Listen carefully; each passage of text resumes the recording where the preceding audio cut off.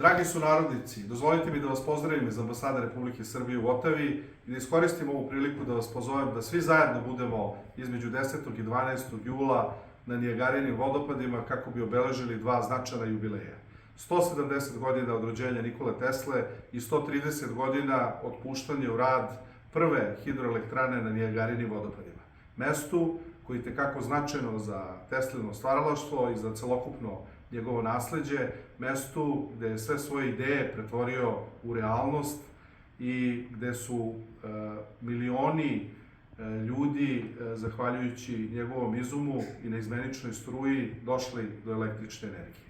Ono što me posebno raduje jeste da ćemo imati ove godine priliku da ugostimo na Nijagarinim vodopadima velikog srpskog umetnika kao što je Stefan Milenković, koji će nastupati sa Simfonijskim orkestrom Toronta, ali ćemo imati priliku da vidimo naše dramske umetnice koje će izvoditi različita dela, među kojima će biti i monodrama Iskra.